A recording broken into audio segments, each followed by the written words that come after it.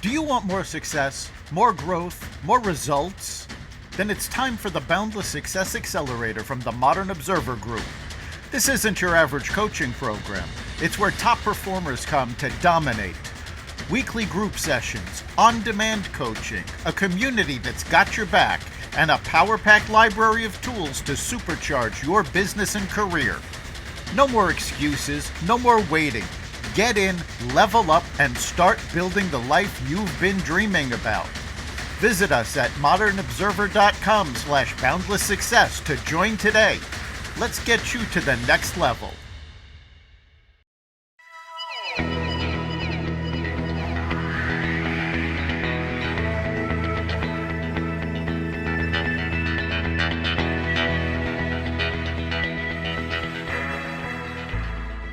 Hello and welcome to the Success Showcase. I'm your host, Eric Lopkin with the Modern Observer Group. And with me as always is Chip Janiszewski from the Happiness and Success GPS. Chip, how you doing today? I'm doing great. How about you, Eric? Doing fantastic. We are coming up, I can't remember if it's this week or next week, but we are already coming up on spring ahead and heading into daylight savings time. Yep. So We set them ahead this Saturday night. this Saturday night. All right. So for all of our listeners, this is a reminder to change your clocks. And, you know, we make some changes with the clocks. Our sleeping patterns change, and change is what we're going to be talking about today. And in fact, we're going to do something we haven't done for a while and take a page off of the Success Showcase bookshelf. And we are going to talk about Reframe Your Brain by Scott Adams. And the whole purpose of this is to build better habits by tricking yourself into changing your behavior. Yeah, we had a guest on a month or two ago that talked about this book, and after that, I had to get the Audible book and listen to everything in it, and it's amazing. And all it is there's another side to every single coin, and a lot of us start with negatives and why nots and so on and so forth. And what this book does is it very creatively changes, some thoughts to other thoughts, more positive. It changes a whole bunch of yes buts to yes ands. And basically, all it is just whatever instance you come up with, you can just reframe it in your mind. And he came up with, I don't know, a couple of hundred of them in this book, just as examples. So it's pretty interesting to listen to them. And there's a few different themes that run through the book, too, as far as the different aspects of your life. So it was great. So it's going to be fun today. I think what you just said is important. He came up with, I believe it was 130 different reframes in every part of your life, because this isn't something that's just for business or just for personal. It works everywhere because at heart, it's about how you're looking at things and your perspective. And right at the beginning, he talks about alcohol. He hasn't had a drink in quite a long time because he did a reframe where he now equates alcohol with poison. And that was enough. Now, he talks about when you use these reframes, sometimes if you hear them once, it takes. Other times they have to be repeated a while. And not every reframe works for every person. So, what he said, he stopped drinking because, alcohol is poison was his reframe. And that worked immediately for him. Now, I don't actually drink an awful lot. In fact, I don't remember the last time I went drinking, but alcohol is poison doesn't have the same hook for me. So, what works for you is going to be individualized. So, just because something doesn't work one way doesn't mean reframing doesn't work. You have to find the reframes that work for you.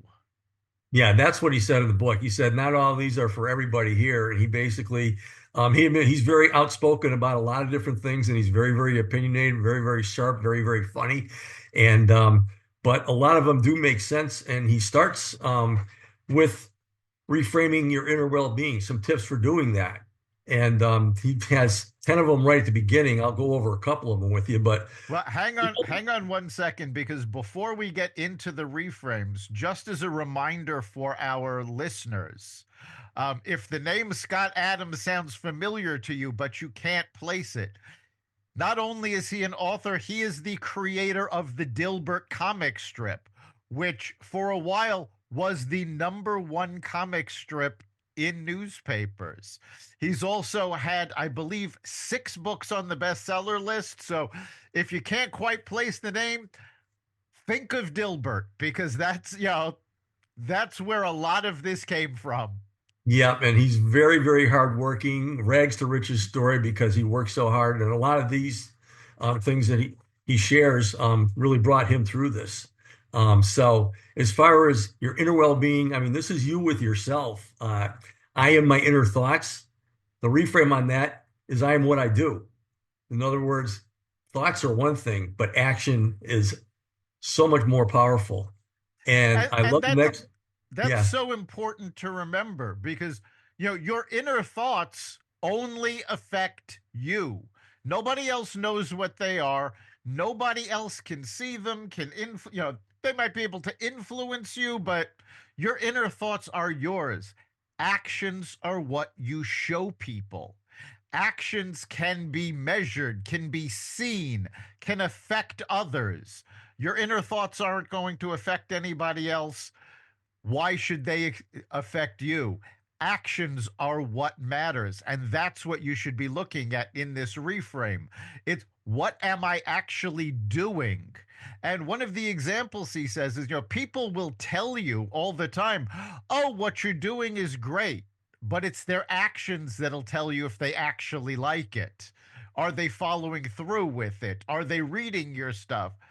Depending on what your work is, you can tell how popular or how good it is by people's actions towards it, not necessarily what they're saying. yeah. I mean, if you want to make a difference out there, the old Albert Schweitzer quote says, example is not the main thing in influencing people, it is the only thing. Yep. And it's all talking about action. And the logical next step, the normal thing is find yourself. And I love this one, author yourself. This is all about action. This is writing your own script for your own life and just doing things. And along that, he Yeah. says some people are good and some people are not. And he also says after that, he says we're all flawed and we're all good at different things. So, I mean, there's a nice little Ex- flow to this when you have your mind games going on. yes. That's something I have said for, oh God, at least 15 years, if not four. You, used to be big in the 70s. People would say they need to find themselves. Well, you know what? You don't find yourself, you create yourself. You are, by what you do, creating yourself every single day, by the actions you take, by how you treat people. It's, again, it goes back to the first, it builds on the first reframe about action. As you take actions in your life, you are creating who you are. And the more you do these actions, the more they take, the more it becomes your character and it becomes who you are. So you don't find yourself, you create yourself. Oh yeah, absolutely. And the other ones, as far as our own self insecurities and so on and so forth, one of them says everyone is thinking about me. Everybody's worried about their image with other people. When the bottom line is, I've used the old courtroom in your mind example. The bottom line is, you are only a bit player in their movie because they're the main character. And the bottom line is they may or may not be thinking about you. Most likely they're not. And then the next one says, my feelings are the result of my situation, which is absolutely wrong too, because he says, and this is absolutely true, how I feel is my choice. And we talk about that all the time. We've talked about the importance of taking that breath, not, responding, not reacting. And that's what that is all about. Your situation does not control you. And by saying, I am controlled by my situation, or my emotions are controlled by your situation, You are handing over control of yourself essentially to the ether or to, everybody in a matter of speaking. You control what you do, you control what you feel. And the more you work on that, and this is something he actually disagrees with, that, I had this problem with the book where he talks about later on in the book how there's no such thing as willpower. There definitely is willpower, but willpower is a muscle. And if you don't use it, you lose it. So you actually have to use your willpower and say, no, you know what? I don't need to react to this. I can take a moment, I can examine it, and I can respond when I'm ready. Yeah, absolutely. And the person who wrote this analysis uh, basically had a few themes as far as what he thought that the book was talking about, and I agree with these. Basically, there's four bullet points that he put there that this book is all about. And number one is focusing on what you can do and control. And number two, the world is not black and white. Number three, as we alluded to, you are a small part in a big picture. And then number four, very, very important, present moment, everything is temporary. These are four bullet points that he puts in there. And if you keep this in mind, obviously, are all of our reframes and all of our challenges and so forth are going to be different. But if you keep these in mind, these are great, great guides. Yeah, those are the overall themes of the book, and they are important. And very often we don't realize the reality that our thoughts are creating. When you're framing your mind in negative ways that are harmful to you, you're actually creating a snowball effect, because when you're thinking negatively, you you attract negativity, which then makes you think more negatively and attracts more negativity, and it just snowballs. And very often you don't have to look at something as a positive or a negative, but when you reframe it, it changes your outlook. And later on in the book, when he's talking about yourself and diets and your self image, he uses one reframe that I absolutely love. It says, "Food is fuel, or food is entertainment." Now, how many people, we all, if it's not you, it's somebody you know, has gotten all stressed out by the way they look, by how much they weigh. And what happens is, especially with most diets, you start thinking, "Oh, well, this is a bad food. This is a good food." But when you crave the bad food, which we all do from time to time, by thinking of it as bad, you create stress for yourself, because you're saying, "Well, I know it's bad. I'm doing it anyway. That makes me bad." And that increases your stress. Well, what happens when your stress increases? Your body produces cortisol, which actually holds on to more of your weight and creates more stress. And again, that snowball happens. So instead of looking at some foods as bad and looking at them as entertainment, you're acknowledging that, yes, there's no nutritional value in this, or very little. You're eating it because you're enjoying it.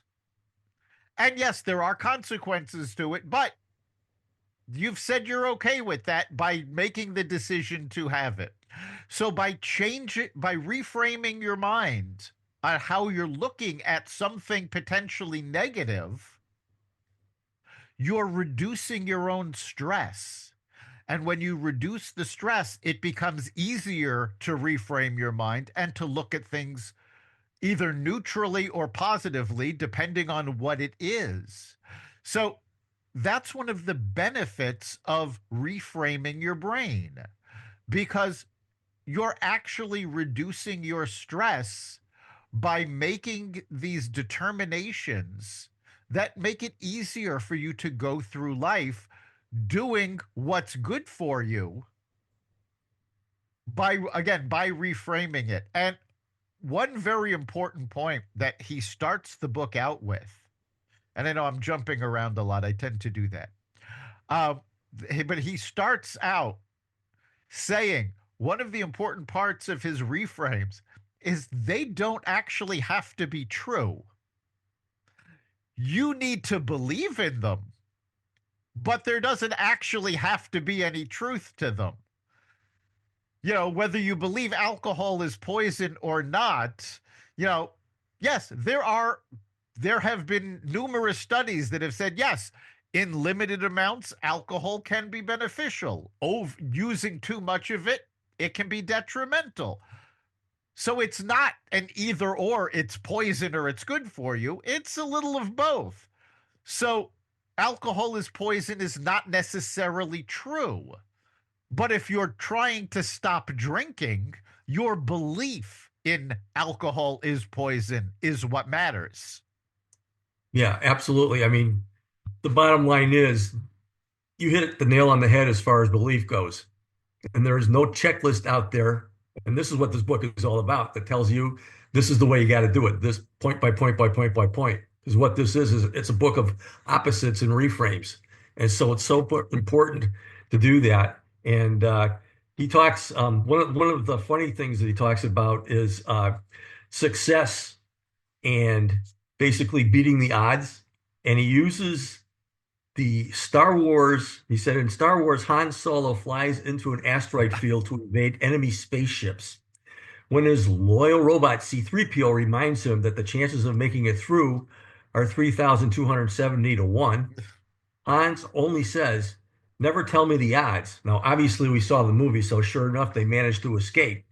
And the bottom line is that he said the reframes on this, it says before my odds of success are low, and afterwards the reframe on that, well, maybe I'm not that good at estimating the odds, which is really, really cool. The second one is before you just say I fail at 90% of the things I try. Well, I only need to succeed at 10% of the time. And this other one is really, really important. It says the universe is acting against me. That's in your own mind. The reframe is the universe owes me. And if you put your positive mindset to work by the law of attraction, that's going to help out. So again, nothing is written in stone as far as this is gospel truth in there. But what this does do is it gets you thinking that whatever negative thought you have coming up or obstacle you have coming up, you can reframe that with something on the positive side. And again, there's 100 plus of those in the book as examples. And when he finishes the book, he goes through every single one of them very quickly, one by one. So it's really, really a fantastic book. His second pillar rests on consistently showing up for what you want until you get it. And these are really, really good.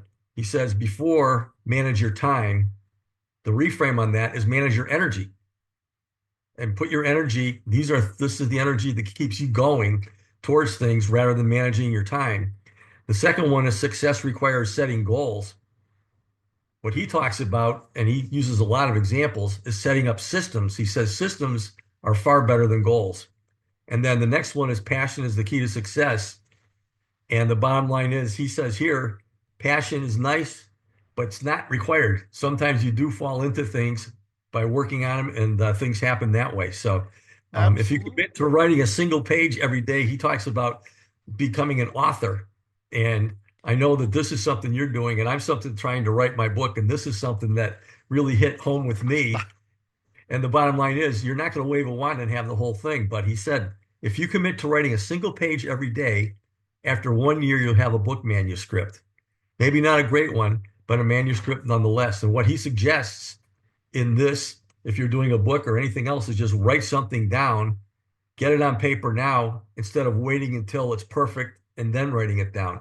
At least you have something to work with that you can edit. And I know that you've used this process for many, many years. Yes, I use that quite often. He also talks about, he puts those together when he's talking about writing. It's not that, I can't write or I have writer's block. It's I'm trying to write at the wrong time. And you do have to find where your energy is right for what you're doing. We've talked about that on a lot of podcasts. Now, when he was talking about the odds, I was trying to find a graphic I have to check the numbers because I can't remember them off the top of my head. But I actually have a calculation that says, what are the odds that you would even be here? And it's something like 10 to the 27th power, again, had to happen. You know, your great grandparents had to meet. They had to have kids. Those kids had to find people. And, going all the way down, the odds on any of us being here is astronomical. So the reframe that I've always liked to use when someone says the odds are against me, it's like the odds are always against us. And you know what? We've beaten them just by being here. So the odds don't really matter. And the other, he talks about, I fail 90% of the time. Well, I only have to succeed 10% of the time. I always go back to baseball. If you bat 300, which is you're hitting 30% of the time, you're in the Hall of Fame. Okay, so 30% success rate puts you above 95% of the other people in your field. So if you can succeed 10%, 15% of the time, you're doing fantastic. Nobody has to succeed every time. And the fact of the matter is, nobody does.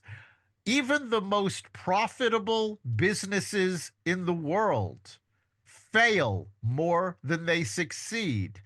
Take a look at Google. Do you remember Google Wave?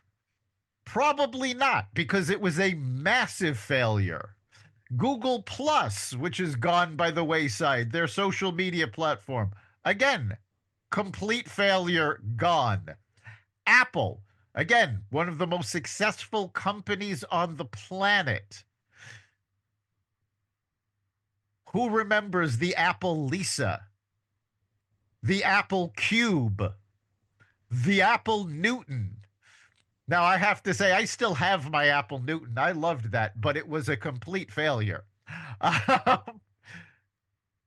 Everybody fails. Take a look at your favorite movie star. Sure, you can rattle off the names of all of the amazing movies they've done. Now go to IMDb and look up their entire filmography and take a look at how much garbage they were in. Yeah, not to mention how many times they probably tried to get into movies in the first place and got rejected. Right.